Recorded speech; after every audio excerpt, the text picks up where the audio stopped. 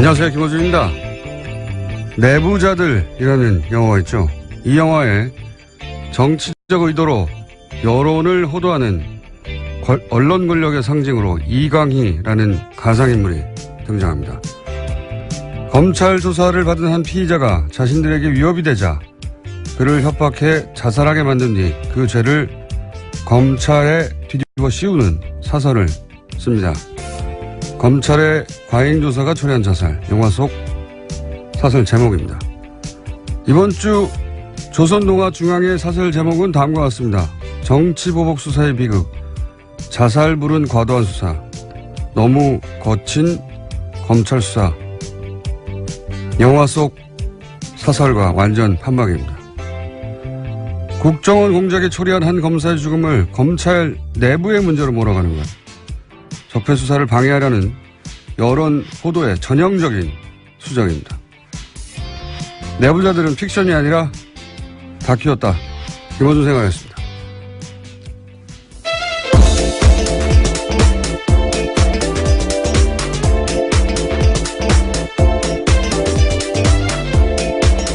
시사인의 김은지입니다.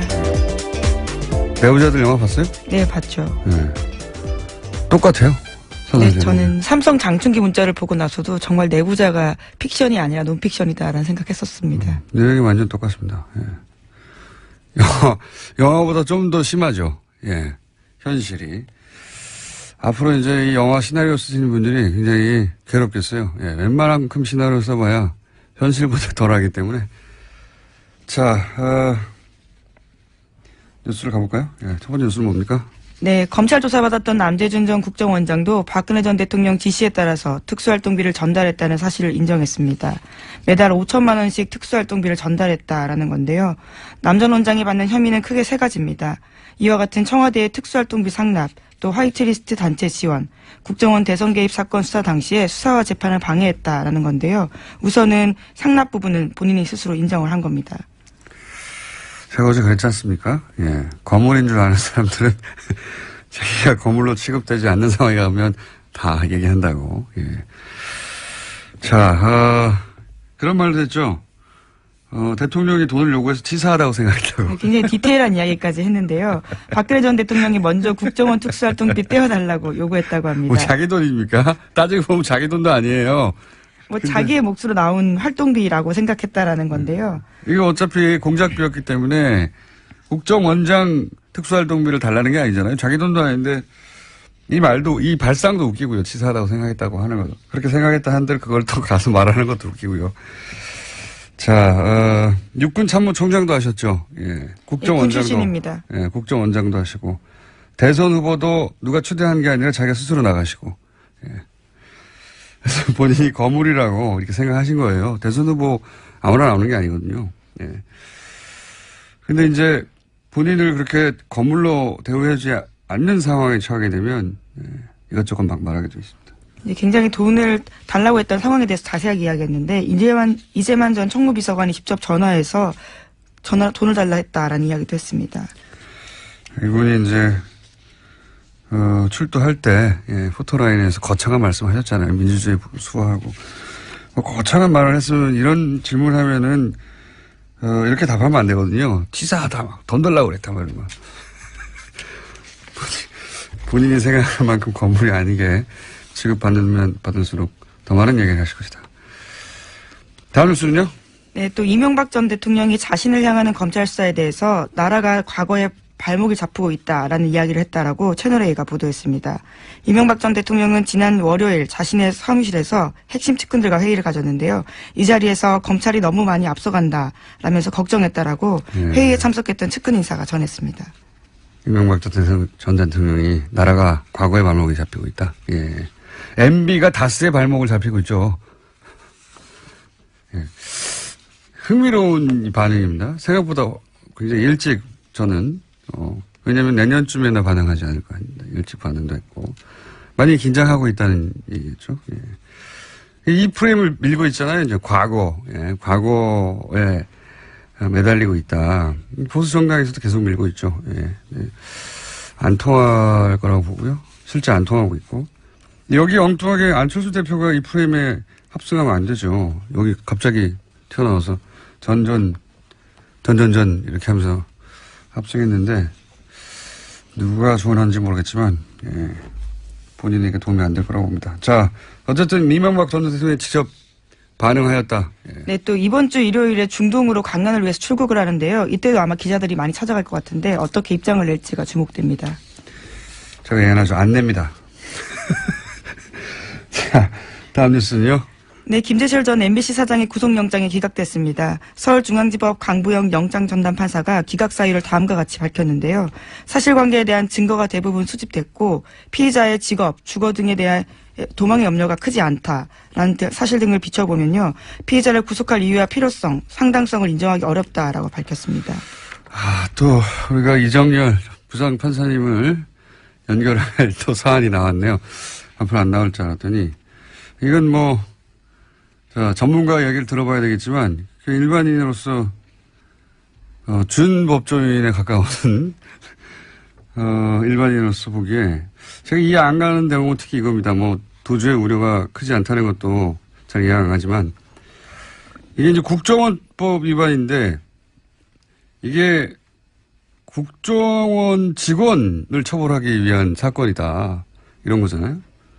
그게 이제 구속할 필요가 없다는 논리인데 이게 이해가 안 가요. 국정원 직원이 혼자 할 수 없는 혐의를 다투는 거 아닙니까 이게. 네, 실제로 다 공모했다고 적시되어 있습니다. 국정원 직원이 혼자서 MBC 가가지고 MBC 사장의 역할을 할 수 있습니까? 없잖아요.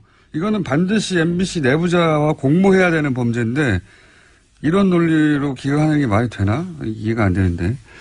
이정열 부산 판사님 짚어주시겠죠. 예, 이건 네. 잠시 후에 민의로 다루기로 하고 여하간 그래서 기각이 또 됐습니다. 네.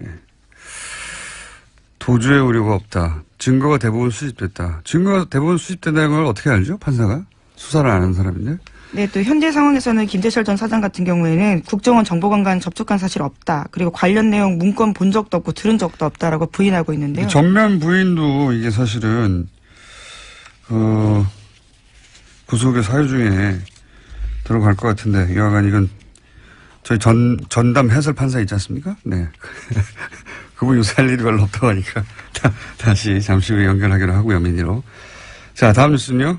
네, 문재인 대통령이 인도네시아를 국빈 방문했고요. 오늘은 또 베트남으로 향합니다. 아펙 참석차 가는데 인도네시아에서는 특별 전략적 동반자 관계를 맺은 데 합의했습니다. 국내에서 뭐랄까요. 이 관련 보도 좀 웃겨요. 자국 대통령이 간 뉴스는 안 나오고 트럼프 뉴스는 잔뜩 나오더라고요. 예. 네. 뭐 미국, 중국 중요하긴 한데 자국 대통령이 국빈 방문한 것도 뉴스 아닙니까? 예. 한참 뒤에 나오던데. 이게 상대국이 이제 동남아시아 국가라는 점도 저는 영향을 미쳤을 거라고 봅니다. 국내 언론에. 우리가 이제 동남아시아로 굉장히 무시하는 경향이 강하잖아요. 예. 근데 인도네시아는 인구가 2억이 넘어요. 예. 세계에서 네 번째가 그렇습니다. 아주 GDP 규모도 우리하고 비슷하고 바로 아래 정도. 아시아에 굉장히 큰 나라인데 우리 머릿속에 없죠. 우리 머리 지도에선. 예. 하도 서구 중심으로만 세계를 보는 데 익숙하다 보니까 이렇게 큰 나라에 가는데 우리 머리 지도에 없어요. 예. 근데 제가 이 인도네시아 관심 있는 대목은 뭐냐면 그 얘기 하려고 시작했는데 2014년에 조코 위도돈가 하는 대통령이 조코위로 불릴 거야 아마요. 네, 현재도 대통령입니다. 예, 애칭이 조코위예요. 인도네시아에서 최초의 평화적 정권 교체로 탄생한 대통령인데 인기가 굉장히 높습니다. 그 나라에서. 원래 이제 식민지 겪고 여기도 식민지 겪었죠. 일본을 우리하고 비슷한 부분이 있어요. 군부 독재도 오래 겪었고 우리하고 비슷하죠. 예. 그런 나라가 항상 그렇잖아요. 군부 출신들이 계속 해먹고 부패도 심하고 이렇게 말하면 우리하고 상관없는 것 같은데 우리도 박정희, 전두환, 노태우 군부 출신들이 오랫동안 해먹었어요. 이렇게 잘 생각해보시면 30년 이상 해먹었습니다. 군부 출신들이. 그래서 이렇게 동남아 얘기하면서 군부 출신이 오랫동안 권력을 장악했다 그러면 아유 그 나라 그렇지 이렇게 생각하는데 우리도 그랬어요. 잘 생각해보세요. 대통령을 예, 바로 직전에 군인하던 사람들이 3번이나 연속으로 했습니다. 합치면 30년 정도 됩니다. 그리고 이제 그런 나라에서 소위 이제 있는 집 아들 여기도 마찬가지입니다. 친일파였던 사람들이 계속 해먹고 예. 군부가 해먹고 거의 똑같죠? 그런데 최초로 목수의 아들이 당선이 된 거예요. 20, 30대가 나서가지고 엄청나게 지지해서. 그래서 현재 인도네시아 오바마라고 불립니다. 이 사람이. 인기가 높고 서민 대통령, 뭐 사람 중심, 키워드가 비슷합니다. 역사도 비슷하고. 여하간 이제 우리 언론도 좀 이 머릿속에 세계 지도 있는 그대로 좀 바꿔야 되겠어요. 세계에서 지도상으로는 굉장히 큰 나라고 인구도 2억 몇천만 명 됩니다. 세계 4위인가 그렇고 경제 규모도 굉장히 커요. 예. 트럼프 한번 보지 말고 아시아 연대도 중요하거든요. 예. 인식의 지평을 좀 넓히자. 호감도도 높아요. 그 나라에서 우리나라에 대한 실제 외환위기 때 일본 기업들은 다 빠져나갔는데 우리나라 기업 안 빠져나갔다고. 또 한류와 관련되어 있는 관심도 꽤 크다고 들었습니다. 뭐 한류는 그냥 예. 저기 연예 정보지에서 다루면 되는데 정보 뉴스에서 이 나라 자체가 우리가 관심을 가지고 거꾸로 인도네시아도 우리한테 관심을 가질 만한 상호 유사한 역사도 가졌고 예. 인식도 나쁘지 않고 인도네시아 언론을 보니까 아주 크게 다뤘던데 우리는 관심이 없어요. 예. 자 다음 뉴스는요. 네, 변창훈 검사 사망으로 국정원 댓글 수사 방해 사건을 두고 불거진 소위 보복 수사 논란에 대해서 검찰 내에서 반박 의견이 나왔습니다. 오늘 아침 한국일보가 전한 소식인데요. 댓글 사건의 피해자는 윤석열 개인이 아니라 국민과 국가다라는 겁니다. 서울중앙지검 관계자의 멘트로 인용된 이 보도는요. 소위 사법방해 사건 피해자인 윤석열 지검장이 이 사건 수사를 지휘하는 게 적절하냐라는 정치권 지적에 대한 반론 성격을 띠고 있습니다. 대응을 잘했네요. 예. 피해자를 마치 윤석열 개인인 것처럼 특정해서 윤석열 서울중앙지검장이 이 사건을 수사하면 안 된다라고 몰아가는 사실은 이제 약간 업그레이드된 네, 논리죠. 네, 어제 국회 법제사법위원회 전체회에서 이런 이야기가 꽤 많이 나왔었습니다. 이 프레임에 넘어가면 안 된다고 봅니다, 저는. 예. 이게 조중동이 특정 사안에서 완전히 똑같은 사설을 일제히 낼 때가 자주는 아니지만 있어요. 예. 보수매체가 이런 걸 잘하는데, 뭐, 예를 들어 대선처럼 굉장히 중요한 정치적 시즌에는 예전에 이런 얘기 있었습니다. 예전에 이런 보도도 있었고, 같이 모여서 해야 한다. 조중동에, 편집 라인이 같이 모여서 회의한다. 왜냐하면 특정 시점에 특정 논조를 일제히 쏟아내야지 힘을 모아서 자신들이 원하는 방향으로 여론을 끌고 갈 수 있지 않습니까? 그런 때하고 비슷한 시점에 지금 보면 똑같은 사안을 동시에 똑같은 논조로 때려대고 그리고 그거를 또 보수 매체가 그렇게 나가고 보수 정당에서 받아주고 보수 정당에서도 자유한국당 윤석열 지검장 이름을 특정해가지고 깡패라고 어젠가요? 예, 워딩 했거든요. 윤석열 지검장이 깡패라고 했어요. 깡패라고도 하고, 그리고 그 종편에서도 계속 윤석열 지검장을 타겟팅해서 때리고, 패턴이 굉장히 전형적인데, CBS 권영철 선임기자에 따르면은 그 변창훈 검사의 검사에서 한 지청장이 문무일 총장한테 너희들이 죽였다 외쳤다. 이 보도 자체가 사실이 아니라고 어제. 네, 뭐 그런 식의 이야기가 예. 나왔었습니다. 보도 자체가 사실이 아니다. 예. 보수 매체에서 그런 거 보도하고 있는데 뻥이다 그거. 라고 하는 CBS의 보도가 나왔죠. 예.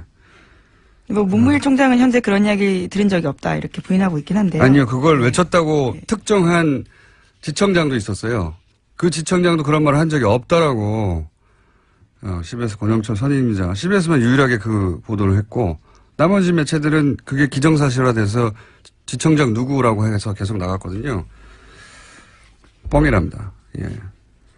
여하간 타겟팅을 윤석열 지검장한테 의도적으로 하고 있다고 봅니다. 저는. 예. 이게 근데 제가 보기엔 거꾸로 검찰에서 윤석열 지검장을 보호해야 된다고 생각하는 게 사실상 일반 시민의 지지를 받은 최초의 검사예요.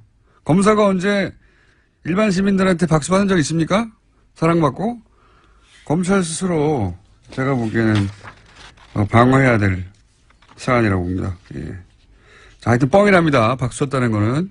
제가 어제 나온 보도에 따르면 한 곳을 때리고 있다. 윤 지검장을 무너뜨리면 기본적으로 이 적폐수사 관련해서 드라이브를 멈출 수 있다고 생각하는 것 같아요. 현재. 예, 상징적인 인물이니까. 다음 뉴스는요. 네, 박근혜 전 대통령이 인권 침해를 당하고 있다라고 주장했던 MH그룹 기억하실 텐데요. 이들이 스위스 유엔 사무국에서 박근혜 전 대통령의 인권 침해를 비판하는 토론회를 열었습니다. 하지만 토론회장은 텅텅 비어 있었고요. 사람들이 거의 없었다라고 합니다. 그랬겠죠. 예.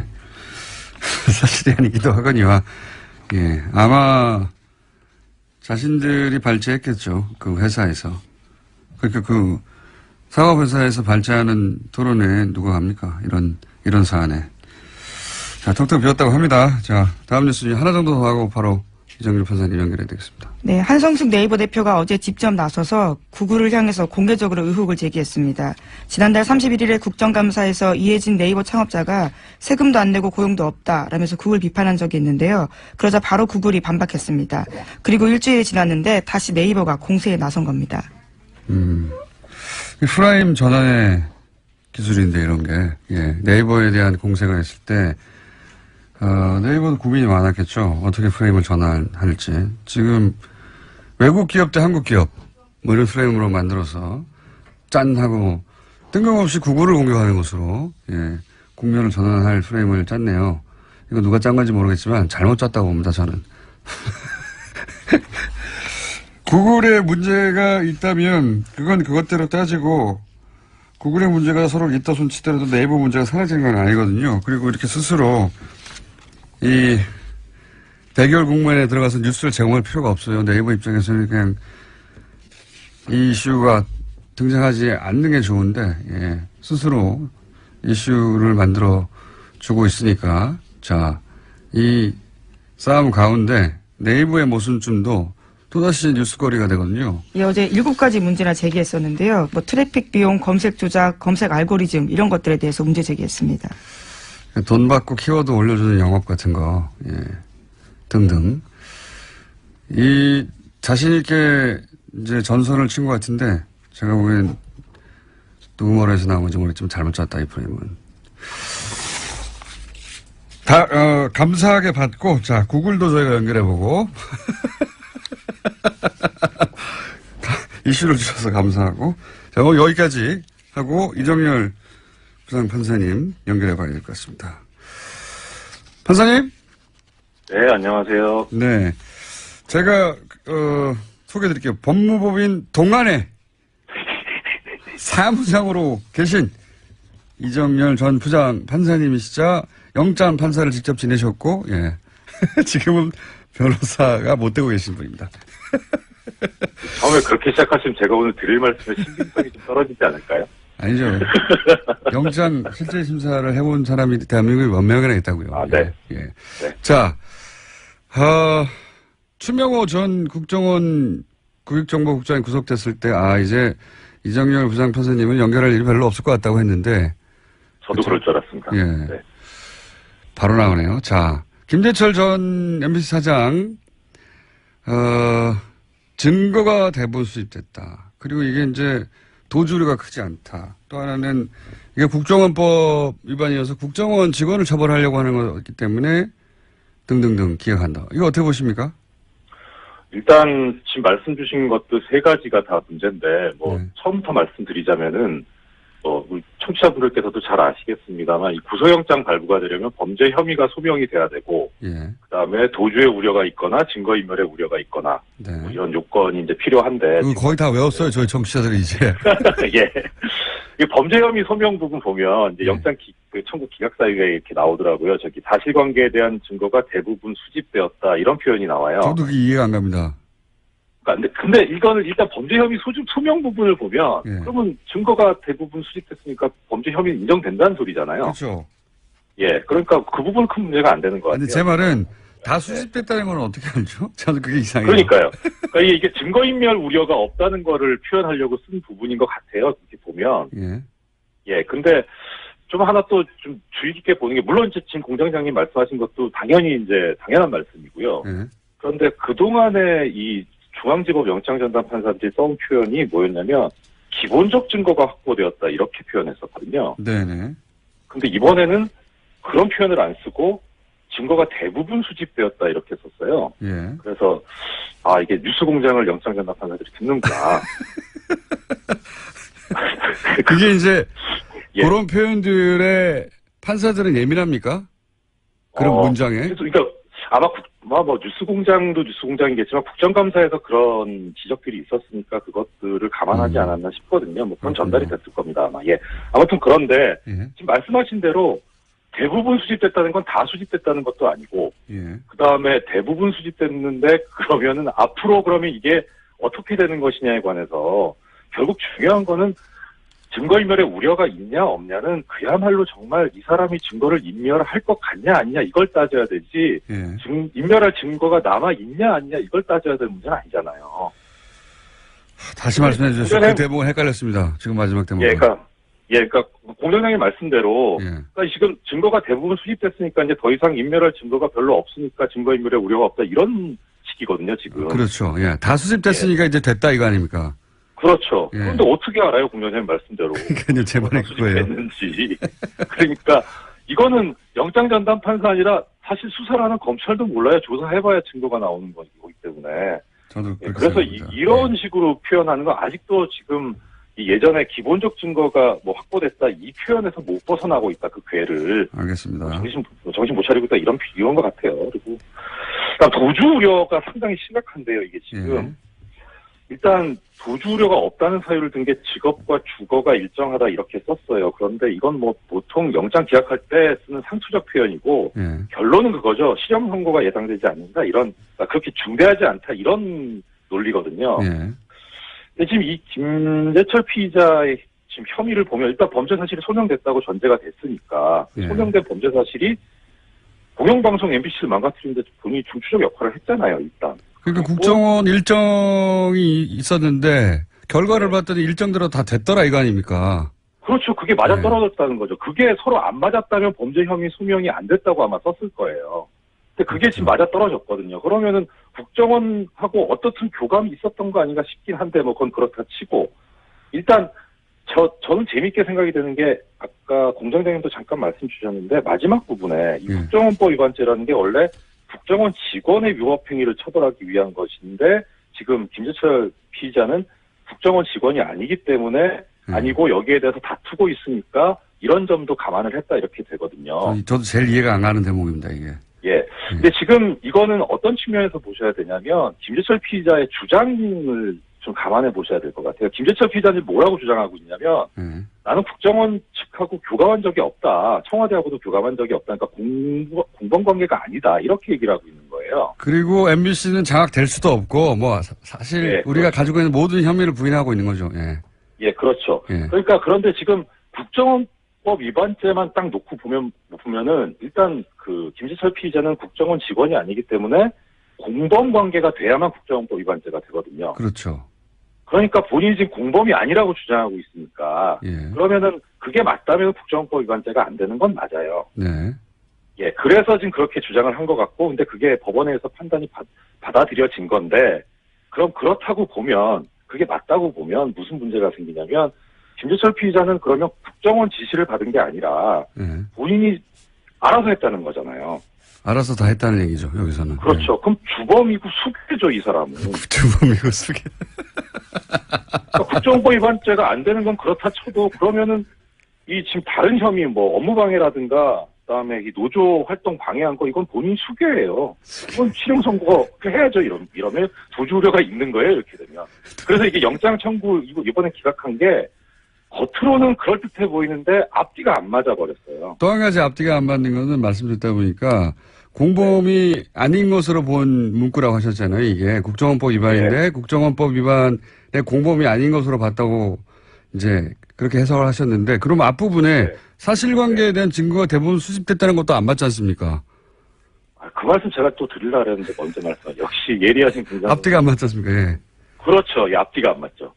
그러니까 왜 이렇게 앞뒤가 안 맞게 썼을까? 근데 일단 전제로 놓고 볼 수 있는 거는 크게 봐서 이게 결국은 이 블랙리스트의 일환이잖아요. 지금 예. 그 MBC 내부에 있어서 이 블랙리스트 범죄에 대해서 중앙지법 영장전담들이 되게 가볍게 보고 있는 거 아닌가. 하는 생각이 들어요. 계속해서 이런 사안들은 예, 가볍게 본다고 생각할 수밖에 없죠. 지금까지 계속 기각되거나 해와서. 그래서 이거는 뭐 순전히 개인적인 의심인데 이 서울중앙지법 영장전담 판사들이 사실 이 요직을 거쳤던 사람들이고 법원 행정처도 근무했던 사람들이라 이 법원 내부의 블랙리스트하고 관련이 있어서 그런 거 아닌가 싶은 생각도 좀 의심도 좀 들긴 해요. 법원 내부의 그러니까 블랙리스트. 본인들이 해봤기 때문에 그거 별거 아닌 거 아닌가 싶은 요거는 이런 생각까지 해야 되니 정말 이거는 이제 부장 판사님의 이제 개인적인 추측입니다. 추측이고, 예, 영장에 관한 해설을 보자면 앞뒤가 안 맞는다. 네, 그렇습니다. 이렇게 앞뒤가 안 맞게 쓴 게 너무 좀 이상해요. 알겠습니다. 자, 오늘 여기까지 하고요. 저희가 간만에 연결했는데 판사님? 네. 연결했는데 불안해요. 네, 간만에 연결했는데 저희가 어디서 근무하시는지 잠깐 얘기해 볼까요? 정말 진짜. 네, 저 구로 디지털 단지역 부근에 있는 법무법인 동안에서 사무장으로 일하고 있습니다. 네, 부장 판사님이었는데 사무장으로 일하시는 이정열 전 부장 판사님. 감사합니다. 네, 고맙습니다.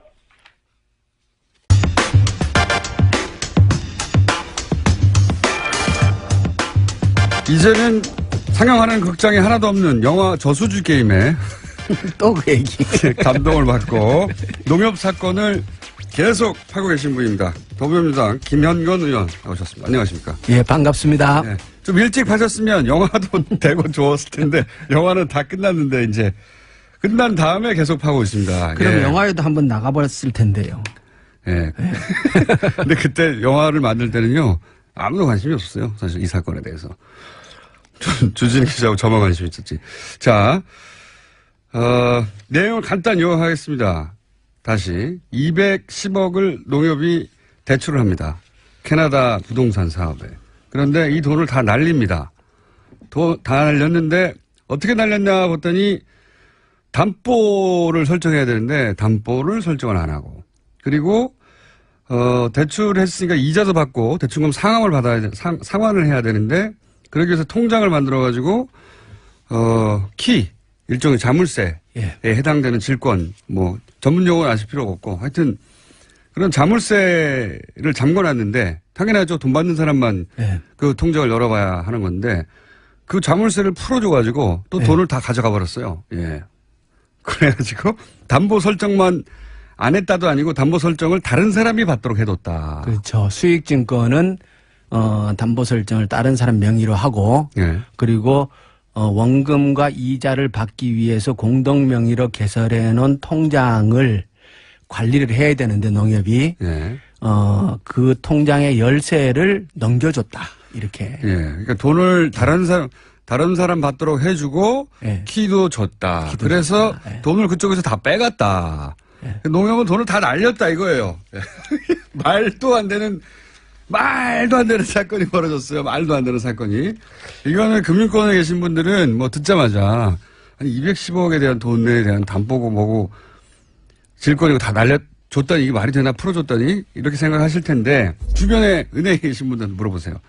말도 안 되는 건데 이 사건에 저희가 관심을 특별히 가지는 이유가 여기 이 사건 대출 과정에 관련해서 이명박 전 대통령의 친인척 이름이 자꾸 거론되다 보니까 그렇게 주장하시는 분들이 있습니다. 주장하시는 분들은 있는데 저희가 크로스 체크가 안 되고 있는 거예요. 예. 그런 상황인데 첫 번째 이유가 그거고요. 두 번째 이유는 이렇게 말도 안 되는 일이 벌어지고 나서 이 돈이 흘러가서 입금된 계좌가 있는 은행. 그 은행이 이명박 전 대통령 캐나다 은행. 캐나다에 있는 로얄 뱅크 오브 캐나다 RBC 은행이 이 자원외교 때마다 등장하는 은행이라는 거예요. 이후에 자원외교 여러 가지 사건이 터질 때마다 결국은 항상 RBC가 뚱뚱 나와요. 예. 그것도 이명박 전 대통령과의 연결고를 생각하지 않을 수 없는 사안이고 그 외에도 몇 가지인데 큰 덩어리가 그렇습니다. 그러다 보니까 이것이 정권 초반에 일종의 프로토타입이 아닐까? 요런 실험작. 요런 식의 어떤 작업을 한 다음에 혹시 이후에도 비슷한 작업들이 계속 있지 않을까 하는 의심 하나. 또 하나는 그 계좌, RBC 은행의 그 특정 계좌가 찾아서 그 특정 계좌에서 돈이 어디로 흘러갔는지를 계속 추적하면 뭐가 나오지 않겠는가. 그렇죠. 그 저수지가. 4개의 계좌를 통해서 돈이 오고 간 흔적이 있으니까. 그러니까 농협은 210억을 출자를 했는데 원금은 전액 손실했지만 그 과정에서 60억의 이자는 받았다고 얘기를 하거든요. 예. 그 이자를 받은 통장이 그 4개의 통장인데 예. 그 4개의 통장 번호를 제가 갖고 있으니까 예. 이 통장의 거래 내역을 조회를 하고 예. 어느 쪽으로 돈이 어떻게 빠져나갔는가를 추적하다가 보면은 이것이 특정인과 연계가 되어 있는지 아니면 단순히 사업 과정에서 실패에 의해서 돈이 소진된 것인지를 예. 확인할 수 있을 것이란 이건 얘기죠. 캐나다하고도 공조를 해야 될 사안인 그렇죠. 것 같고요. 그러니까 공적기관에서 수사를 예. 해야 하는 사안인데 아직 안 하고 있기 때문에 예. 저희가 하라고 계속 하고 있는 겁니다. 그렇죠. 이게 단순 투자 실패가 아니라 통장 번호도 갖고 있다고. 권력형 비리일 수 예. 있다. 예. 그런 냄새가 아주 많이 난다. 예. 예. 그러면 오늘 여러 가지 얘기를 하시겠지만 혹시 예. 이 프로토타입일 수도 있다라는 의혹은 오래전부터 저랑 주진우만 주장해 왔어요. 아무도 예. 관심을 안 가져서 참 외로웠는데 예. 프로토타입일 수 있다. 유사한 어떤 투자 방식이 뒤에 나오는 거 찾아보신 거 예. 없습니까? 그 얘기 들어가기 전에요. 예.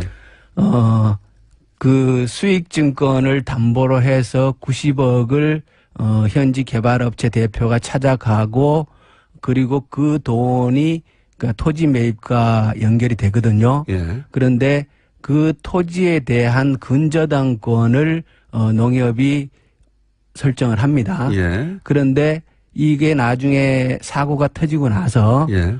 현지 조사를 가게 되는데 예. 그런데 근저당을 설정해 놓은 기관, 국내 기관이 예. 농협만 있지 않고 예. 다른 국내 은행이 2순위, 예. 그러니까 이 순서를 투지가 필지가 여러 개이다 보니까 아. 농협이 1순위인 것도 있고 그 은행이 2순위인 것도 있고 이것이 바뀌어 있는 것도 있고 예. 예. 그렇다라는 거를 보고 예. 얘기를 하는 사람이 있어요. 어허. 그 얘기는 뭐냐 그러면 농협만 이 투자에 연계되어 있지 않고 다른 은행도 예, 다른 은행도 그거 저희도 몰랐습니다. 예, 다른 은행도 우리 서류를 안 보여주니까. 아하. 그래서 이게 농협만 연루되어 있는 게 아니다. 연루된 게 아닐 가능성이 있다. 아. 예, 근저당에 국내 다른 은행이 이게 설정이 되어 있다는 얘기는 농협만 210억이고 다른 은행이 또 있을 수도 또 있을 있다. 수도 있다.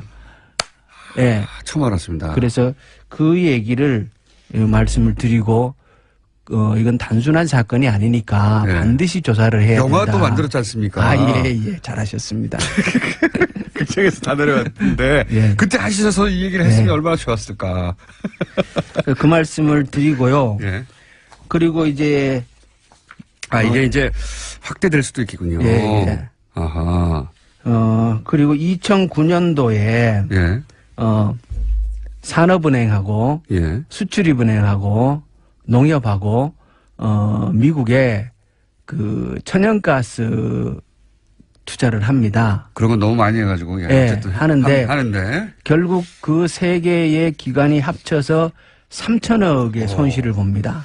200억하고는 비교가 안 되는 3천억. 비교가 안 됩니다. 3천억. 예. 근데 우리가 이제 수출입은행이 이게 다 이제 그 관치은행적인 성격들을 갖고 있는 기관들이지 않습니까? 네네.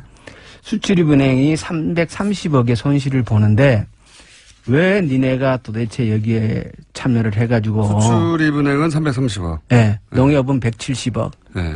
산업은행은 여기 농협도 또 꼈어요? 농협이 또 끼어요. 또 끼는데 그 돈도 상호금융 특별회계의 돈입니다. 냄새가 나네요. 네. 그러니까 이게 농협은 원래 이런 해외 투자에 앞장서서 하는 경험도 없고 그렇죠. 지난번에도 말씀드렸듯이 상호금융 특별회계는 농민들의 돈이기 때문에 이런 데 넣지도 않고 매우 안전하고 보수적으로 운영하는 것이 기본 원칙인데 또 들어가서 170억을 날려먹습니다. 여기도 똑같이. 날려먹는. 근데 여기는 170억은 3천억 중에 일부일 뿐인 거네요. 이번에는. 이게 이제 펀드가 하나는 아니에요. 여러 개 복수의 펀드가 있는데 산업은행이 운영하는 펀드에 가입을 한 건 아니고 근데 그 같은 흐름이에요. 거기에 농협이 170억을 또 날려먹습니다. 또 날려먹고. 네. 근데 어쨌든 그 날려먹었다고 하는 사업들을 모아봤더니 3천억 정도가 예, 사라졌다. 3천억 정도가. 그런데 이 투자 과정에서도 예. 농협에서 보여준 투자 과정과 유사한 어떤 그런 특징이 그렇죠. 보이니까 이 말씀하시는 예. 거니까. 예. 그래서 수출입은행에다가 투자하게 되는 과정에 대한 질의를 했더니 왜 투자했느냐? 예, 답변이 온 게 아주 재미있는 답변이 왔어요. 그때 수출입은행 입장에서는 그 투자 방식이 블라인드 펀드 방식이었다는 거예요. 묻지도 따지지도 않는다는. 아니, 블라인드 펀드가 뭐냐면은 예. 투자 대상을 정하지 않은 상태에서 투자금을 모으고 그 이후에 투자 대상을 모색 투자하는 방식이라는 거예요. 예. 그러니까 이게 일종의 쉽게 얘기하면 예. 묻지마 투자 방식이라는 거예요. 그러네요. 이게 예. 투자 방식이 이런 방식이 있는지도 잘 모르겠지만 만약에 있다면 예. 이것은 매우 안전하고 예. 수익이 검증된 투자처에만 적용되는 방식일 거라고요. 그렇겠죠. 그렇겠죠, 당연히. 당연히 그렇겠죠. 예. 그래서 수출입은행이 참여할 때는 이 블라인드 펀드 방식이었기 때문에 자기네는 어디에 투자를 하는지 투자가 적격한 건지를 심사할 수 있는 기회조차도 없었다는 거예요. 자기 돈이 어디로 가는지도 예, 모르겠다. 그리고 매우 훌륭하네요, 이거. 이게 이제 운용사는 따로 있고 예. 수출입은행은 출자자로서 참여를 한 건데 예. 출자자는 운용사의 투자 결정에 따라 출자 이행을 요청에 따라서 돈을 냈을 뿐이다. 수행할 의무만 있다는 거예요. 돈만 냈을 뿐이다. 돈만 냈을 뿐이다. 쉽게 얘기하면 어디에 투자하는지도 모르고 그것이 사업 타당성은 따지지도 않고. 할 기회 자체도 자기한테 없다는 권한도 없고 근데 그 330을 넣으라니까 넣었다.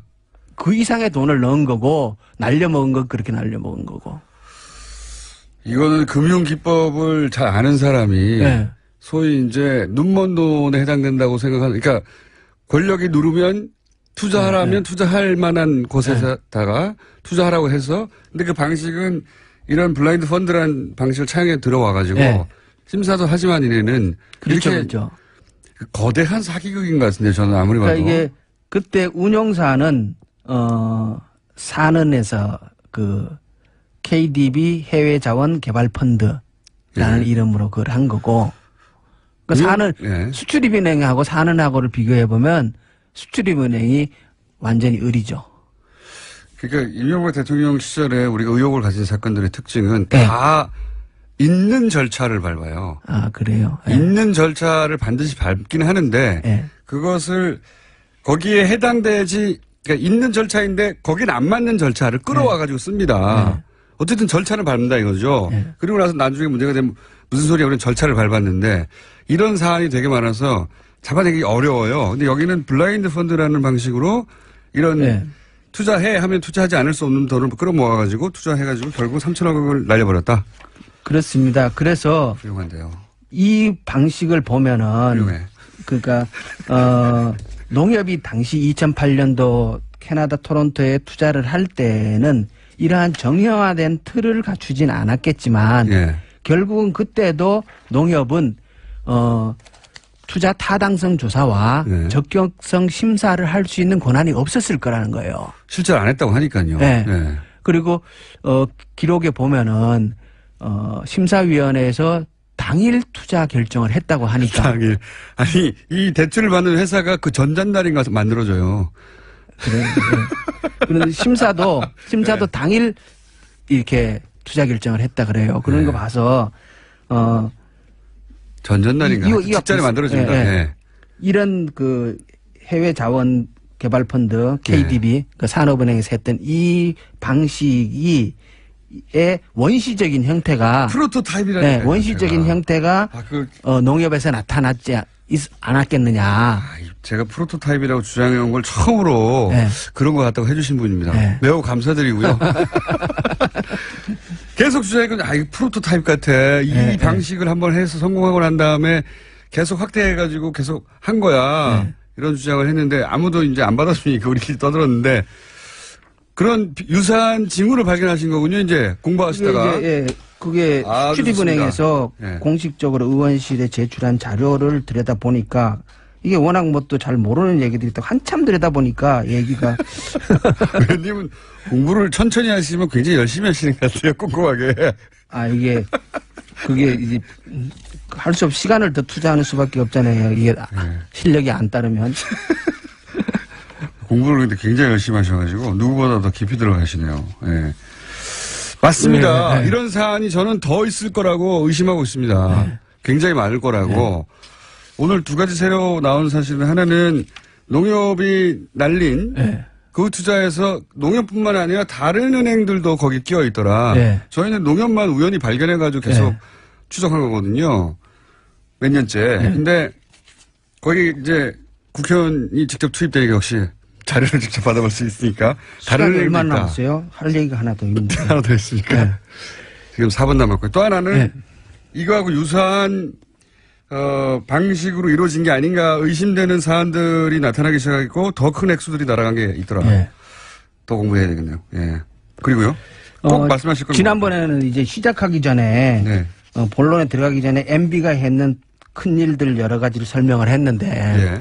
농협을 지주회사 그러니까 주식회사로 바꾼 거, 그렇죠. 그다음에 GMO 식용 GMO를 수입하기 시작한 거. 예. 근데 MB가 또 뭔 일을 했냐 그러면 원래 이렇게 농업이나 축산업에는 대기업의 진출이 금지되어 있어요. 막혀 예. 있었어요. 예. 그런데 MB가 들어와 가지고 축산 계열화 사업이라는 법을 만들고 축사 기여나 사업. 양계나 양동 같은 축산업의 대기업의 진출을 허용해 줍니다. 아, 그때 그렇게 됐습니까? 그때 합니다. 그래서 아하. 지금 양계에서 특히 육계 CJ 계란 이런 게 그때 나온 거예요, 그러면? 그건 이제 그건 다른 얘기입니다. 조금 다른 얘기. 그건 이제 예. 유통에 관한 얘기고 지금 할인 예, 할인. 육계의 95%를 기업이 장악하고 있어요. 아하. 오리의 95% 오리 산업의 95%를 기업이 장악하고 있어요. 농가가 아니라 기업이. 농가가 아니고 기업입니다. 그게 이명박 대통령 때 만든 이명박 거. 대통령 때 법을 만들고 아. 그때부터 정부가 그러니까 예산을 가지고 그 계열화 사업을 적극 지원합니다.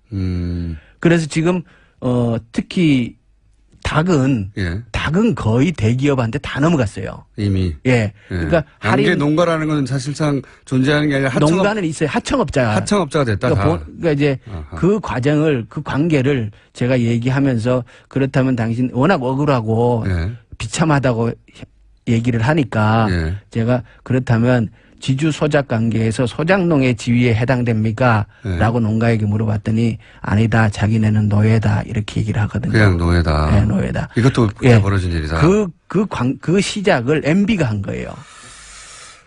뭐 하다 보니 할 게 너무 많은데요. 저 2분 남았는데 그 농협을 통해서 그 소위 MB 인맥이 농협에 포진이 되고 그렇죠. 그래서 농협을 통해서 많은 일들이 일어난 게 아닌가 하는 의구심을 가지고 계시잖아요. 이제는 점점. 그렇죠. 그게 그러니까 농협의 그 대출건이 명백하게 문제점들이 많고 네.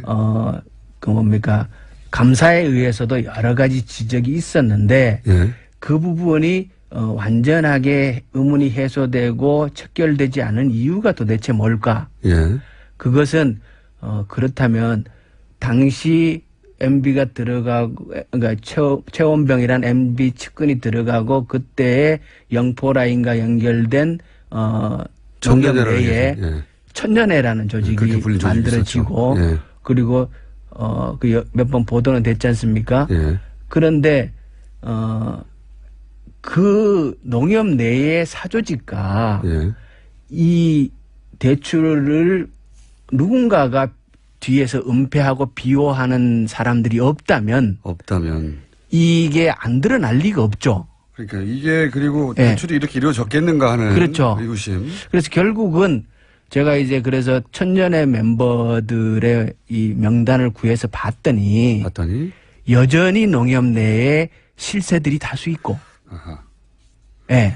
그러면 저희가 20초밖에 안 남아서 말씀드리는데 농협 관련해서 농협 해킹 사건 이런 것도 있었잖아요. 농협 관련해서 생각해 보시면 꽤 많은 사건이 있었습니다. 이런 사건도 앞으로 관심을 가지실 겁니까? 그렇죠. 그렇죠. 그 얘기 20초밖에 안 남았으면 시작을 하지 맙시다. 5초만 하고 5초밖에 안 남았으니까 하실 거다? 예, 해야죠. 계속 나오실 예정입니다. 김영건 의원이었습니다. 감사합니다. 예, 고맙습니다. 안원구 전 대구지방국세청장님 나오셨습니다. 안녕하십니까? 예, 안녕하십니까. 예. 지난주 얘기만 꺼내고 제대로 짚지 못한 대목이 뭐였냐면 다스가 이명박 전 대통령이 서울시장 그리고 대통령 하는 그 기간 동안 얼마나 성장하였는가, 예. 어떤 성장들이 이루어졌는가, 그 상관관계 예. 얘기를 좀 해야 하는데, 그나저나 플랜 다스의 개 어떻게 돼가고 있습니까? 예. 지금 하도 성화들이 많아서 빨리 안 한다고. 예. 그래서 지금 준비를 하고 아마 한 3주, 다음 주 초에. 다음 주. 예. 저희들이 올리려고 하는데요. 예. 그 문제는 이제 그동안에 보니까 API라 그래서 통신하고 뭐 허가를 받는 게 있더라고요. 그 IT 좀 잘 모르시는군요. 예, 그렇습니다. API가 통신하고 허가를 받는 게 아니라 어쨌든 금융 결제 시스템. 예, 결제 시스템을 갖다 붙이려면 이제 결제 모듈이 있는데 예. 그게 다 다르니까 홈페이지마다 그거 뭐 설치하고 이렇게 맞추고 하다 보면 기술적으로 한 2, 3주 걸립니다. 예, 물리적으로 한 2주 빨리 해야 2주가 걸린다 그랬습니다. 예. 그래서 지금 다음 주 초에 예. 아마 그 실체를 볼 수가 있도록 저희들이 하겠습니다. 그러니까 결제 수단을 붙이고 있는 상황이다 지금. 그렇습니다. 예. 예. 결제 수단만 붙이면 이제 시작할 수 있다 이제. 예. 예. 회원 가입을 하고 예. 또 뜻이 있는 분들은 플랜다스 계로 또 가서 할 수 있도록 그렇게 하고 지금 있습니다. 다스 쪽에서는 굉장히 긴장했을 것 같은데요. 아마 그런 이야기도 들리고 국감장에서 나온 이야기 중에 하나가 지금 우리가 살라고 하는 그 3%를 예. 타지를 해왔다는 곳이 있었다고 그러더라고요. 타진 사겠다고? 예. 어느 쪽에서 그랬답니까? 아직 그 명단은 안 밝혀졌는데 심상정 의원 질의 내용 속에 이제 그 질문서를 제가 봤는데 보니까 답변이 없어요. 지금 누가 했다는 것까지는 안 하는데 있긴 있었다. 우리가 지금 살려고 하는 그 3%를 누가 대신 살려고 하는 세력이 아마 그쪽 본인들이 아닐까 하는 짐작은 되는데요. 본인들이 누군가를 내세울 알려주지 수도 있고요. 않으니까. 그렇죠. 예. 이거 빨리 사야 되겠습니다. 얼마나 걱정되겠습니까 지금. 그리고 지금 가져갈까 봐. 국감장에서 나온 이야기를 하나 더 전하면 지금 다스를 상장해라. 예. 그걸 기업 정부가 추진하는 상장을 한번 해야 되는 거 아니냐라고 해서 긍정적인 답변을 받았다는 이야기도 있습니다. 이거 큰일 났네요. 우리가 빨리 사야지 기왕에 좋은 일을 하면서 많은 이익을 돌려줄 수가 있습니다. 다스의 실소유주 입장에서는 굉장히 걱정되는 상황들이 자꾸 벌어지고 있네요. 그렇습니다. 예. 주식을 빨리 사야 되겠습니다. 자, 2주 후에는 대략 2주 혹은 3주 늦어도 후에는 플랜 다스에게 예. 시동이 걸린다. 예. 자, 그러면 이제 다스가 지금 현재 얼마나 잘 나가는 회사인지를 한번 일단 짚어볼까요? 예. 지금 다스가 자본금은 30억으로 돼 있습니다. 그거밖에 안 됩니까? 예, 자본금 30억인데 네. 이익잉여금으로 유보되어 있는 금액이 예. 한 3천억 이상 되는 걸로 3천억이요. BBK 투자할 때 초반에 예. 이명박 전 대통령이 서울시장도 되기도 전이고 대통령도 되기 전인 그때는 돈이 없었거든요. 그렇습니다. 투자할 돈이 없어가지고 190억 투자하면 회사 망하는 거 아니냐. 그렇습니다. 어떻게 그 돈을 투자했냐 이렇게 얘기했을 정도인데 지금 유보금이 3천억이라고요. 예. 어마어마한 회사가 됐네요. 그러니까 그 사이에. 사실 3천억이 쌓이게 된 배경에는 배당을 안 했다는 것이잖아요. 예. 배당을 했으면 그렇게 쌓일 수가 없는데 근데 이 비상장 주식을 가지고 있는 형하고 천암 쪽에서는 배당을 요구도 안 했고 배당을 안 하다가 2012년도에 배당을 하기 시작하거든요. 예. 그래서 그 사이에 그저 누적된 금액이 지금 그렇게 쌓여 있는 거죠. 3천억이요. 예. 배당을 안 받아간다는 것도 참 이상한 일이죠. 그렇습니다. 비상장 주식에 실제 회사 주인이 돈이 이렇게 쌓여있는데 돈을 안 가져간다는 것도 정말 이상한 일이죠. 자, 그렇게 좋은 회사입니다. 3천억 이게 쌓여있는 건 3천억이고, 현재 그 자산 가치는 어느 정도로 추정합니까? 비상장이지만. 비상장이지만 이게 지금 현재 이익이 계속 나는 기업이기 때문에 이제 미래 가치까지 이제 하면은 한 8조 정도가 안 되겠냐 하는 그런 전망입니다. 전망이 있습니다. 야, 좋은 회사입니다. 8조의 자산 가치를 가지고 있고 현재 금액은 3천억 정도 쌓여 있고 이게 한 10몇 년 사이에 일어난 일인 거죠. 그렇습니다. 예. 이명박 전 대통령이 국회의원 하다가 선거법 위반으로 예. 소위 이제 재기를 꿈꿀 그 시절에는 회사에 돈이 없어가지고 190억이 어떻게 나왔냐고 묻게 되는 상황의 회사였어요. 예. 지금은 근데 이 정도로 성장했는데 그러면 우선 이명박 서울시장 재임 시절에 다스가 급성장한 거 아니냐라고 하며 현대와 이게 주고받은 거 아닐까라고 의혹을 언론에 제기하는 게 있지 않습니까? 예. 이제 다스가 이제 급성장하는 게 한 두 번 있지 않습니까? 네. 서울시장, 이명박 씨가 서울시장 할 때와 네. 그다음 대통령이 되고 난 이후 이제 두 네. 가지가 있는데 우선 서울시장 때 보면은 그 현대자동차와 관련이 돼 있는데요. 네. 현대자동차 그때 양재 지금 사옥이 있지 않습니까? 네. 쌍둥이 건물로 올라가 네. 있는 곳. 그 중에 한 군데를 이제 건축 허가가 이제 안 되는 예.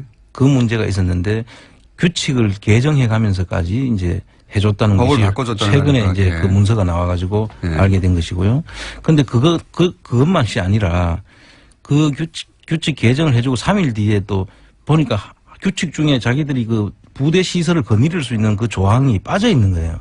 아, 법을 처음에 만들었는데 근데 그게 완전하지 않았다. 그렇죠. 예. 그거를 다시 또 검교부에다 질의하고 말이 질의지 사실은 건의를 해가지고 예. 그거를 또 받아가지고 그 사옥이 완전해질 수 있도록 만들어주는 과정이 또 나타났습니다.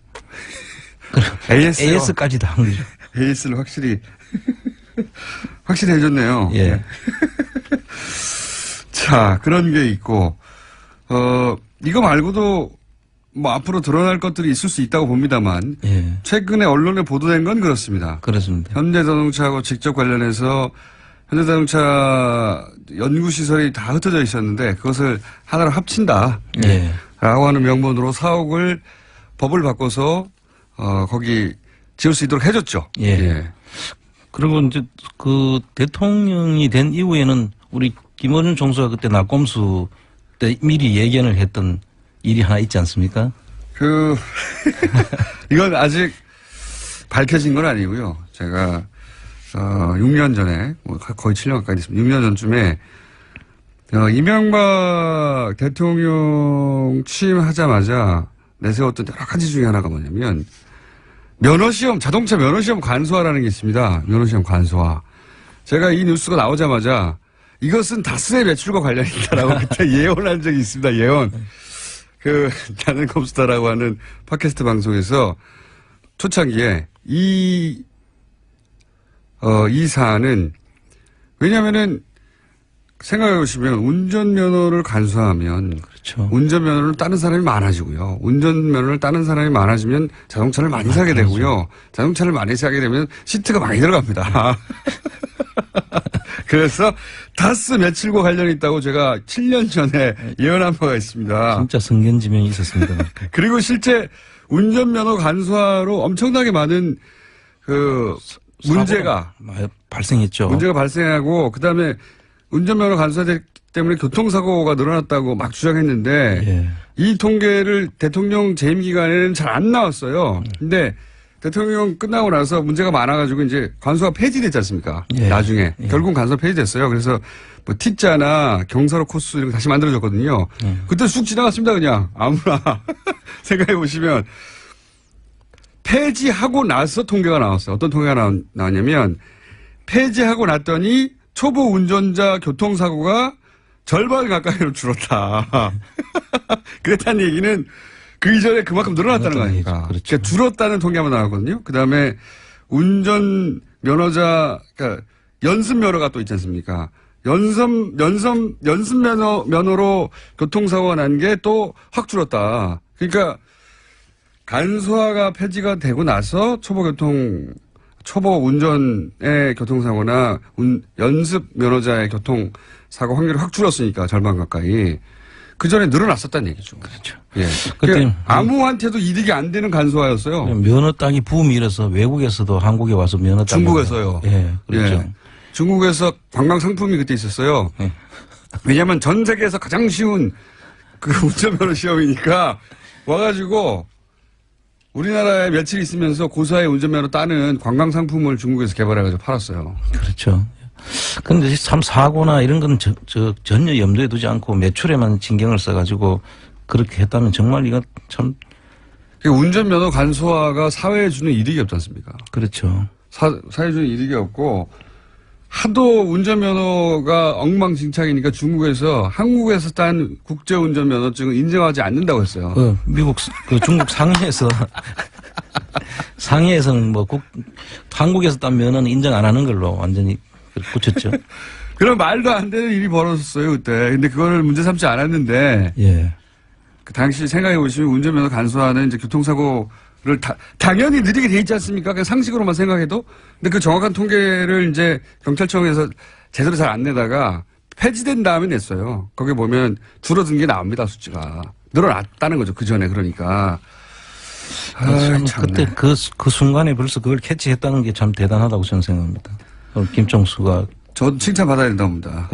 운전면허 간소화 그거 나오자마자 이건 다스의 매출과 관련이 있다라고 제가 7년 전에 주장했습니다. 아무도 귀 기울이지 않았습니다. 이때는. 자, 대통령 된 이후에는 얼마나 늘어났습니까? 대통령 되고 난 뒤에 지금 현재까지 보면 2조 한 7천억 가까이 된다고 그래요. 예. 그럼 최초 2000년도에 한 천억 되니까 거의 엄청난 변화고 봐야 되죠. 한 20몇 배가 늘어났죠. 대통령이 역시 사이즈가 크네요. 대통령이니까 20몇 배로 늘어났다. 그중에 운전면허 간소화는 저의 추정입니다만, 네. 상관관계가 있을 수 있다고 저는 그때 간소했던 이유도 국민의 불편을 줄이겠다 이런 이유였어요. 그렇죠. 이게 말이 됩니까? 생각해보면 운전면허는 엄격하면 엄격할수록 더 좋은 겁니다. 국민 안전을 생각하면. 그렇습니다. 네. 차량은 흉기잖아요. 제대로 운전하지 않으면. 근데 국민이 운전면허 따기 불편하다고 간소화하겠다고. 그렇죠. 그리고 실제로 간소해버렸어요. 그래가지고 T자하고 어려워하는 거 있지 않습니까? 그때 따신 분들이 있는지 모르겠는데 T자도 없고 경사로도 없고 그냥 쭉 갔다가 나오는 거예요. 시동 걸자하면 통과가 된다. 이렇게 얘기했었거든요, 그때. 화나네요. 갑자기 그 생각이 나가지고. 그때 그 시절에. 이런 것도 상관관계가 있을 수 있다고 저는 충분히 생각합니다. 네, 그렇습니다. 예. 네. 자, 그때 있었던 특혜가 그러니까 대통령 재임 기간의 특혜가 지금 확실히 밝혀지는 건 없죠. 예. 예. 지금 추정하고 있는 거 아닙니까? 그렇죠? 그렇습니다. 예. 그런 일들이 서울시장에도 이제 밝혀진 게 하나 있는데 대통령 재임 기간에 그렇게 크게 늘어났는데 예. 자동차 산업이 갑자기 20배 이상 호황이 된 건 아니잖아요. 그렇죠. 예. 네. 그 회사만 그렇게 늘어났느냐 궁금하다. 예. 그러면서 이건 앞으로 계속 저희가 추적해 갈 사안이고 예. 그러면서 지난 시간에 이런 식으로 대통령이 취임하자 대통령과 관련이 있거나 그 대통령 친인척이 운영하는 회사의 매출이 크게 는 경우의 사례로 박근혜 전 대통령 때는 대유 에이텍이라는 회사가 있었다. 예. 그룹이 있었다. 이렇게 언급만 하고 지나가셨어요. 예. 그 대유 에이텍이라는 회사는 이제 전라남도 강주에 있는데요. 네. 강주에서 이제 기아 자동차에 납품을 전량을 납품하는 회사입니다. 기아에 예. 이것도 현대기아이네요. 예. 예. 그래서 이 현대 기아차가 다 같은 회사니까요. 그런데 이 납품하는 회사가 누구 회사냐 하면 박근혜 전 대통령의 조카 사위, 그러니까 박재옥 씨라는 분을 아마 기억하실 텐데요. 박근혜 전 대통령 언니의 사이네요. 그렇죠. 예. 언니의 사위가 운영하는 회사인데 이 회사가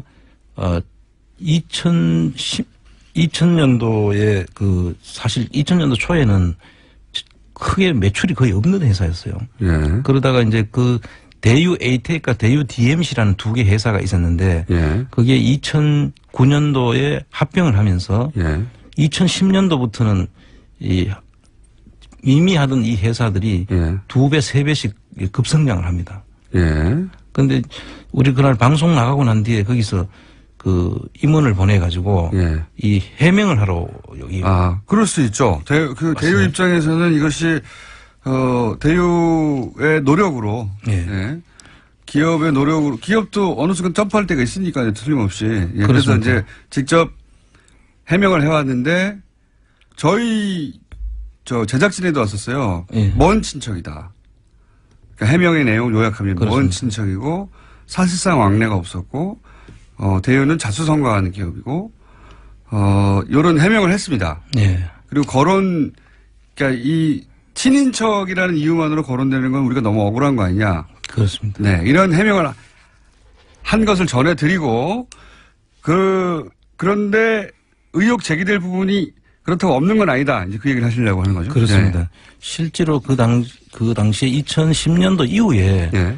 2010년도를 우리가 생각해 보면 그 당시에 박근혜 씨가 그 당시에 그 다음 대통령 후보로서 가장 유력하게 유력한, 예. 거론되는 시점이고 또 거기에 이 대유에서 그 후원금을 많이 계속 했다는 거예요. 후원을 하긴 했다. 예. 뭐 친인척이니까 할 수 있죠. 할 수 거기까지는. 있고. 예. 그런데 그 이후에 한 몇 배가 더 성장을 하니까 네. 이게 자기들 그냥 그 기업 이야기는 무슨 이야기냐면은 자동차 경기가 좋아졌고 예.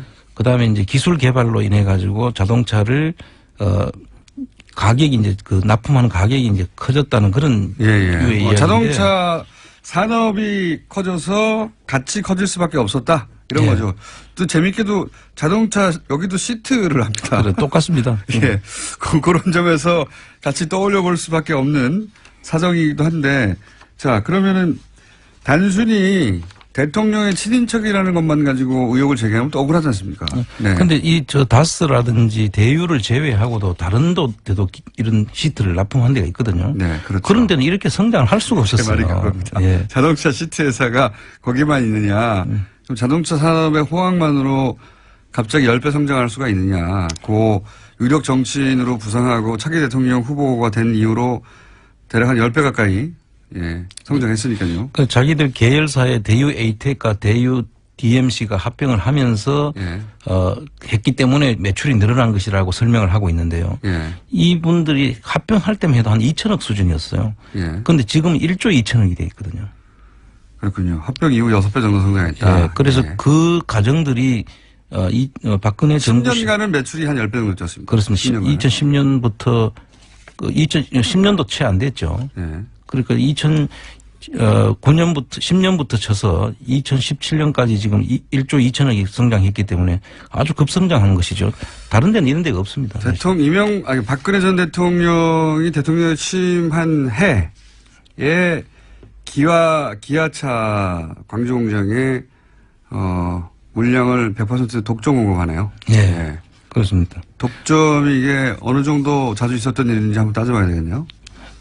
참 힘든 이야기죠. 이 독점을 한다는 이야기는 그동안의 이 장치 산업 아니겠습니까? 예. 이 장치 산업들은 한번 투자를 했다가 그 회사가 망하면은 다시 일어나기 힘든 회사예요. 예. 그럼 다른 기업들이 하던 회사들은 다 망했다는 이야기인데. 예. 그렇죠. 다른 데는 오로지 대유 에이텍의 100% 독점 공급. 그렇군요. 그럼 그 설비 투자 같은 걸 다 해놓고 예. 납품을 못하게 되면 그런 회사들은 망하는 거죠. 그러니까요. 경쟁사들은 다 망했다는 얘기인데. 예. 거의. 예. 자동차 알루미늄 휠은 현대기아차에 한국GM에도 납품을 했고요. 그리고 이제 여기 계열사 중에 좀 눈에 띄는 게 스마트 저축은행 인수가 눈에 띕니다. 그렇습니다. 네.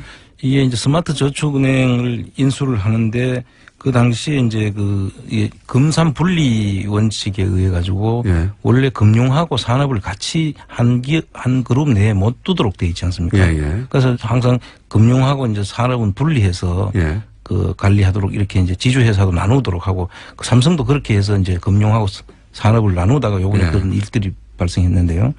이런 거를 하는데 이 받기 어려운 업체를 아마 샀다는 것이고 2010년도에 샀더라고요. 이거는. 네. 그러고 난 다음에 또 서울 신용평가를 서신평이라고 하는 회사를 사는데 그게 원래 예금보험공사에서 사게 되는데 예. 그 평가가 살 수 없는 부적격한 업체로 이제 그 당시에 됐다는 거예요. 근데 그 예금보험공사에서 그 당시에 부적격한 업체로 된 것도 그 우선 협상 대상자로 이제 받아줘 부적격으로 평가받았는데 우선 협상 대상자가 됐다. 선정했다는 겁니다. 그렇군요. 이 그 스마트 저축은행 인수 당시에도 그때 문제 제기가 좀 있었어요. 예. 네. 그때 솔로몬 저축은행에서 돈을 빌려서 인수했거든요. 그렇습니다. 자기 돈이 아니라 돈을 빌려서 인수를 했는데 이 인수에 대해서도 당시에 논란이 됐습니다만 그때는 뭐 그때 새누리당이죠. 예. 새누리당이 집권하던 시절이었고, 예. 그리고 박근혜 전 대통령이 최고의 대선 후보였던 시절이었고, 그게 넘어갔습니다, 그때. 예. 문제 없다. 그런 라고. 그 당시에 이제 인수합병들을 급격하게 하는 회사인데요. 예. 그 김치 그 냉장고라고 알고 있는 그 딤체라는 위니아. 예. 만도위니아. 예, 만도위니아. 그것도 이제 이 대유에서 이제 인수합병을 합니다. 유명한, 그렇군요. 예. 이게 이제 주로 그 시절에 다 인수합병이 되는 겁니다. 이거는 언제입니까? 2013년도에 대통령 취임. 하고 난 다음에. 취임한 해죠, 2014년이. 예. 2012년에 대선이고, 2013년에 많은 일들이 있었네요. 딤체 위니아 인수, 그 다음에 기아차 광주공장 생산 차량의 100% 독점 공급. 그리고 그 전에는 스마트 저축은행 인수. 2012년, 13년에 활발하게, 서울시정 평가도 2012년에 인수했네요. 예. 이때 사업이 잘 됐군요, 내부적으로. 그래서 그때 갑자기 잘 됐다는 게 저희들이 지금 보고 있는 그 이유고요. 그 다음에 이 회사들이, 어떤 자금으로 인수됐는지는 우리 이제 앞으로 많은 기자분들한테 이제 이걸 좀 확인해 보기를 촉구를 합니다. 알겠습니다. 당시 2012년에 그런 문제 제기가 있었습니다. 이제 자금의 출처, 성격, 부품업체가 왜 갑자기 금융업을 왜 인수하느냐. 예, 서울시정 평가뿐만 아니라 스마트 저축은행 이쪽에 문제 제기가 있었는데 뭐 넘어갔습니다. 의혹만 남기고 넘어갔다. 당시 기사를 찾아보면. 그리고 그 시점에 독점 계약이라든가 인수가 많았다. 대통령 된 직후에 그것이 이 후광의 효과 아니냐는 얘기는 그때도 있었어요. 예. 그때도 있었지만 현재까지도 밝혀진 바는 없고 언론 의혹이 제기가 됐는데 다스하고 연결해서 예. 대통령 친인척 왜냐하면 다스도 대통령이 아니라 대통령 인척이 소유한 것으로 형식적으로는 네. 예. 인척이 소유한 것으로 제기된 거라 비슷한 사례가 아니냐 해서 들여다봤고요. 대유의 반론은 저희가 계속 봤습니다. 네. 일단 기본 해명은 했고요. 예. 이런 문제 제기에 대해서. 자, 오늘 여기까지 하고요. 2주 후면 플란 다스에게가 드디어 개봉한다. 오랫동안 얘기해왔는데. 예. 지금 올해 내내 얘기한 거죠, 이게. 그렇습니다. 올해 내내 얘기한 건데. 이게 빨리 상장이 돼버리면 예. 저희들이 닭 쫓던 게 지붕 쳐다보는 게 될 수가 있어서. 상장되면은 그 가격이 폭발하겠죠. 예. 이렇게 좋은. 대박 나는 거죠. 대박 나는 거죠. 예. 우리가 사고 상장되면 좋죠. 그렇습니다. 그럼 대박 나는 거고요. 그 3%를 누군지 알 수 없는 누군가가 더 비싼 가격으로 살 수도 있습니다. 예, 지금 벌써 뭐 입지를 했다고 하더라고요. 누가 했는지 모르는 거죠, 지금. 그렇죠. 지금 그건 밝혀주진 않는데 네. 한 것은 사실인 것 같습니다. 그러니까요. 우리만 노리는 게 아니에요. 자, 오늘은 여기까지 하겠습니다. 지금까지 오늘 번개가 없었네요. PD가 잤어요. 안원구 대구지방국세청장이었습니다. 전 감사합니다. 네, 감사합니다. 브리핑에서 잠깐 언급했습니다만 인도네시아 국빈 방문 현지 분위기 잠깐만 짚어보겠습니다. 자카르타 현지에 한상재 통신원 연결됐습니다. 안녕하세요. 네, 안녕하세요. 자카르타 한상재입니다. 네, 몇 시죠? 지금 이쪽 시간으로는 6시 40분을 가고 있습니다. 죄송합니다. 저희가 새벽에 깨워가지고. 저희 섭외를 사실은 좀 전에 했거든요. 그래서 새벽에 전화 받으셨을 텐데. 감사합니다. 지금 현재 인도네시아에서 문재인 대통령의 순방을 맞는 분위기는 어떻습니까? 현지인들의. 예, 그렇습니다. 교민들은 문재인 대통령이 도착하시는 날 저녁에 교민 만찬이 있었는데요. 예. 약 500여 명이 모인 자리에서 두 분께서 아주 직접 악수도 하시고 또 사진까지 찍는 그런 퍼포먼스가 교민들에게 크게 어필을 해서 상당히 큰 그 환영 행사를 했고요. 교민들은 제가 잘 알겠고요. 항상 어디 가시면 그런 거니까. 그 소식은 여러 나라에서 저희가 들었는데 반복해서. 제가 궁금한 건 인도네시아 현지 언론이나 현지 반응이 궁금합니다. 예, 인도네시아 언론은 어제도 보도를 하면서 오늘 아침 조간신문, 제일 큰 신문이 이제 콤파스 신문인데요. 네. 콤파스 신문 일면에다가 양국 정상들이 서로 주고받는 아주 친밀한 관계를 실었어요. 특히 어제 비가 왔기 때문에 기념식수를 하는 과정에서 우산을 서로 받쳐주는 이런 그 교차적인 장면을 찍어줬고요. 또 하나 크게 보도를 하고 있는 것은 한국에 대한 인도네시아의 기대입니다. 특별한 동반자 관계로 우선 군사 분야하고 문화 그리고 경제 분야에서 경제 분야를 제일 크게 협력할 것으로 이렇게 일면 톱으로 아주 보도를 하고 있습니다. 거기서는 큰 뉴스군요. 군사 분야는 뭐죠? 군사 분야는 우리가 잠수함하고 비행기를 인도네시아하고 공동으로 제작하는 거에 대한 보도를 하고 있습니다. 잠수함이요? 어허. 네. 그 소식은 저희가 이제 국내에서 한번 되짚어보고요. 조코 위도도 대통령. 저는 개인적으로 관심이 있는데, 이분은. 조코 위도도 대통령이 인도네시아에서, 어떤 위상이고, 어떤, 평가를 받는 대통령입니까? 조코 위도도 대통령은 우선 지방 출신인데다가요. 네. 그분이 그 학력이나 그 농과대학의 이학과를 나온 그런 아주 서민 대통령입니다. 그리고 학교를 나와서도 가구를 만들어서 팔던 그런 사람이 목수의 아들이라고 제가 들었는데. 공무원에 들어가서 이제 대통령까지 된 거죠. 어허. 출신 그러다 자체가. 보니 국민들은 아주 그 표상이 되고 있습니다. 자기도 전부 대통령이 될 수 있다라는 생각을 가지고 있게 되는 거죠. 지지 기반은 어떻습니까? 지지 기반은 지금 여당이 인도네시아는 이제 연정 제도를 갖고 있기 때문에 네. 지지 기반은 상당히 단단하게 돼 있습니다. 야당은 이제 수하르도 정권 시대의 구시대 사람들로 모인 당이고요. 네네. 이분들은 스카르노를 중심으로 한 당이기 때문에 네네. 절대 과반수 이상을 갖고 안정적입니다. 그렇군요. 지금 취임할 때부터 이제 구체적인 화제가 되긴 했는데 그 출신 때문에 그 이전에는 이제 군부 출신이라든가 또는 뭐 명망가 집안, 소위 유명한 집안, 있는 집안 아니면은 이렇게 그렇죠. 정치적으로 대통령이 되지 못하는 국가였고 그랬는데 처음으로 이제 평화적으로 그리고 서민적인 대통령이 나와서 뭐 기대가 크다 그랬는데 그 이후로도 계속 인기가 높습니까? 이 양반은? 그렇지는 않았습니다. 중간에 작년도 그러니까 작년도에 큰 시련을 2번 겪었죠. 네. 이쪽 인도네시아 자카르타 중심부에서 무슬림 견제 세력들이 2번에 걸친 큰 군중 집회를 가지면서 상당히 위기에 처했었는데요. 정치적 위기도 있었군요. 그것을 그때 이 대통령은 국가 이념을 가지고 대처를 해서 지금까지 지켜오고 있습니다.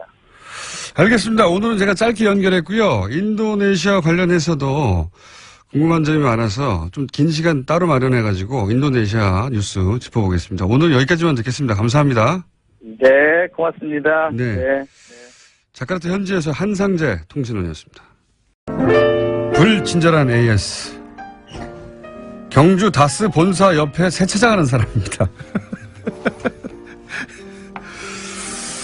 제가 요즘 보고 있는데 요즘 다스가 정신을 잘 못 차리고 있는 것 같습니다. 예. 뉴스가 많이 쏟아지니까요.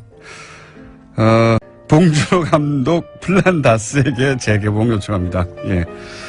스펠은 다릅니다. 예. 저희는 강아지 그 개가 아니고, 예. 개 모임할 때 그 개입니다. 그러니까 안홍구 청장님이 개주가 되는 거죠. 예. 그랜드 개주가 되는 겁니다. 자, 그리고 김현건 의원님에 대한 문자들이 오기 시작했습니다. 예. 화려하진 않은데 이제 점점 듣다 보니까 빠져드는 분들이 생기는 거죠. 예. 느림보 의원님 이렇게 부르는 분들이 생겼습니다. 조곤조곤 천천히 잘 설명해 주셔서 쏙쏙 귀에 들어옵니다. 하나만 더 할게요. 저희 문자에 참여 감사합니다. 포항 CBS. 저희가 번호를 알려드리지 않아가지고, 예. 번호가 비슷하거든요. 한 자리만 앞뒤가 바뀌었거든요. 그래서 포항 CBS를 대신해서 저희가 사과드리고요. 번호를 안 알려드려서 이쪽으로 왔네요. 예. 포항 CBS 번호는 비슷한데 다릅니다. 예. 어떻게 다르냐? 찾아보세요. 여기까지 하겠습니다. 자, 오랜만에 직접 나오셨습니다. 한교익 마칼레미스. 안녕하십니까? 안녕하세요. 예. 지난주에 왜 안 오셨어요? 그 알쓸신작 녹화하느라고. 다른 봉성 때문에 저희가 버림받았어요. 지방에 하셨나 보죠? 예. 알쓸신자 맞아. 시즌2 시작됐죠? 예. 시청률 예전만큼 안 나오죠? 그 조금 이렇게 1, 2% 이렇게 뭐 이렇게 날아가는 거죠. 원래 뭐 종편에서 1, 2%는 뭐 큰 겁니다. 아니요. 1위 했어요. 1위. 여전히? 시청률. 예. 조금 떨어졌지만. 여전히 인기 있습니다. 떨어져야 할 텐데. 자, 오늘 주제는 뭡니까? 그 트럼프 대통령이 와서 같이 이렇게 먹은 그 밥 반찬들. 예, 반찬 많아요, 그게. 그러니까 뭐 우리 바다에서 나오는 거 잡아서 그걸 먹는데 그걸 손님 와서 그 내놓은 그 맛있는 그 새우 이름이 독도새우라고 해가지고 왜 옆 동네에서 그렇게 그 음식 가지고 우리 바다에서 났는데 어쩌라고. 그 왜 그리 그게 사실 그 속 좁은 일이죠. 사실 우리가 잘했죠.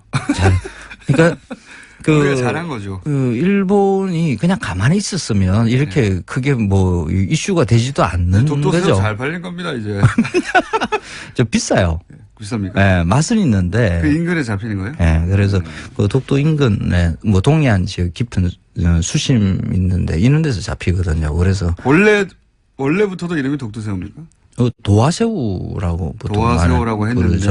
이번에는 독도새우가 됐군요, 그게. 원래 이제 별칭으로 이제 독도새우 그렇게 앞으로는 영원히 이야기해요. 독도새우라고 불릴 겁니다. 이름을 바꿔야 돼요. 독도새우로.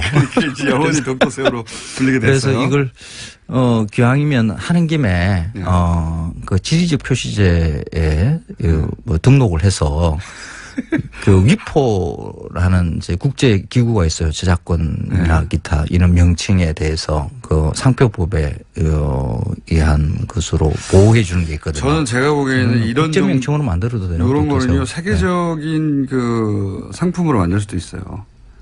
트럼프 대통령이 먹었다. 네. 그리고 그 일본이 이렇게 영유권을 주장하고 하는 지역의 상징적인 지역에서 나온 것이다. 맛있다. 독도새우. 그러니까 상품을 확 퍼뜨리는 겁니다. 그거는 잡히는 양이 얼마 없어가지고 양이 얼마인데요?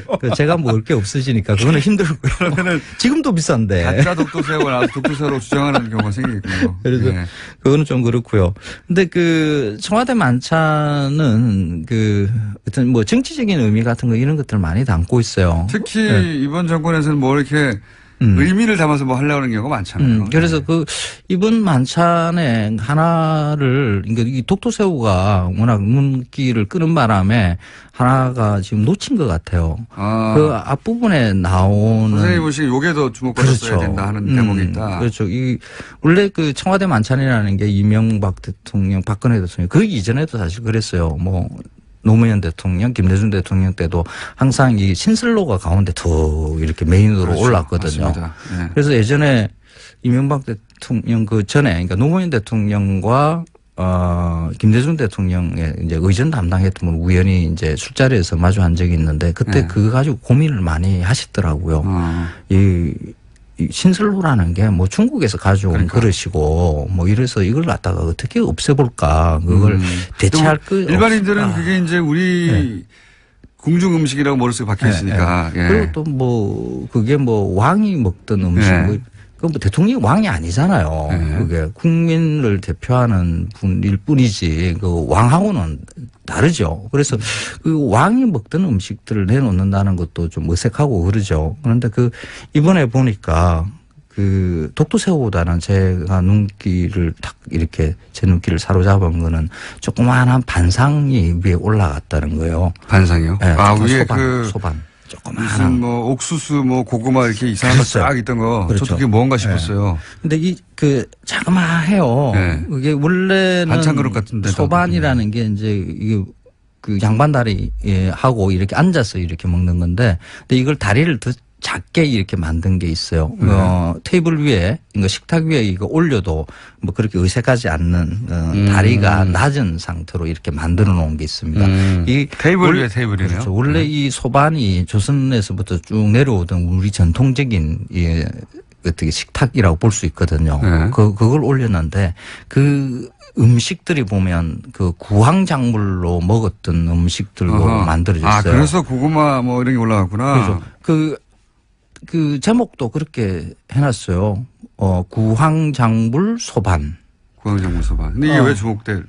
그 구황작물이라는 게 그러니까 조선에서 힘겹게 사실 그 우리 땅에서는 그 식량이 넉넉하게 생산되기가 힘든 땅이거든요. 그래서 늘 굶주렸어요. 척박한 토양에서 자라는. 예. 그렇죠. 이 구황이라는 게 굶주림을 구하는 그런 뜻이거든요. 그래서 못 먹고 못 살 때 그때 옥수수 고구마 겨우 이렇게 생명을 유지할 수 있게 만들어줬던 그런 작물들을 두고 구황작물이라고 해요. 그 구황작물로 조그마한 이 소반에다가 이렇게 올린 거죠. 그게 이게 어떤 의미가 있는 거예요? 서민의 음식 이런. 그렇죠. 옥수수, 조주, 고구마, 호박, 범벅, 우엉조림, 연근튀김, 국화잎을 올린 상추, 순무침 이렇게 돼 있는데 그 이전까지 뭐 신설로 뭐 이렇게 왕이 먹었던 음식 같은 이런 뭐 호화롭게 차린다라는 이런 청와대 만찬의 이미지를 만찬의 철학을 바꿨다. 그렇죠. 이 작은 소반 하나에 구황작물을 올리는 것으로 확 바꾸죠. 저는 이 상이 훨씬 신설로가 구황작물 소반으로 바뀐 철학적 그 어떤 음식 철학에 대해서 지금 칭찬해 주시고 싶은 거군요. 이때까지 우리는 그 대통령을 그렇군요. 두고 뭐 제왕적 대통령이나 뭐나 하는 이런 말을 갖다가 늘 붙였던 이유가 대통령이 무슨 왕인 것처럼 그리고 청와대에서 하는 행사들이 거의 그 왕 노릇하는 그 왕 역할을 하는 것처럼 이렇게 이미지를 많이 만들어 왔어요. 예전에는 뭐 대통령 취임식 할 때 뭐 영부인이 뭐 이렇게 왕비가 입는 옷을 입고 뭐 등장하기도 하고 뭐 이런 일도 있었잖아요. 그런 것을 잠깐만요. 죄송한데 제가 웃음이 터져가지고 갑자기 문자를 보는데 박지원 대표와의 박지원 대표의 코너명이 적과의 빡침이라고. 그거 괜찮다. 적과의 빡침. 죄송합니다. 눈에 들어와서 웃음을 멈출 수가 없어가지고 제가. 무슨 얘기하다 말았죠? 구황작물. 자, 좋은 걸로 하고요. 자, 그 다음으로 넘어가면 이거는요. 제가 일본은 독도새우였는데 서양 기자들이 트윗하거나 이런 거는 간장 얘기를 많이 했어요. 그 간장이 그 동양의 간장이 소스로 미국보다 더 오래됐다 역사보다 이런 거 트윗이 있었어요. 미국 역사보다 더 오래된 간장을 먹고 있는 미국 대통령 이런 거. 그러니까 미국인의 시각에서는 이제 그게 또 특이하게 보일 수도 있겠죠. 360년. 이게 360년 있다는 게 진짜 360년 동안 독에 들어있었다는 거예요? 계속해서? 그게다가 이제 간장이라 그러죠. 그 시간장으로 두고 거기다 또 새로 담그는 간장에다가 또 옛날 간장을 더하고 새로 옛날 그러면 이제 진짜로 그러면 360년간 이어진 건 맞네요. 네, 맞습니다. 그렇게 놀랄만 하네요. 보통 집에서 보통 간장 담글 때 맛있게 만들기 위한 방법으로 이렇게 득간장을 쓰거든요. 그런 식으로 만들어요. 그런 식으로 끊임없이 이어져 왔던 시간장이 360년대에 만들어진 거다. 그렇죠. 아, 그럼 그래서 관심 가지면 하네요. 저는 그 청와대 만찬에서 가장 중요한 것은 그 구황작물 소반이라고 생각을 해요. 이때까지의 우리 대통령의 만찬들은 왕노릇을 하는 그런 음식이었던 만찬이었다 그러면 이제는 진짜 공화국 민주공화국의 대통령으로서의 만찬이 모양이 잡힌 것이 아닌가. 그래서 저는 초대를 왜 못 받으셨어요, 근데? 제가 그게 그게 되나요, 뭐가? 각종 방송에서 그렇게 음식에 대해서 아는 척을 하시는데.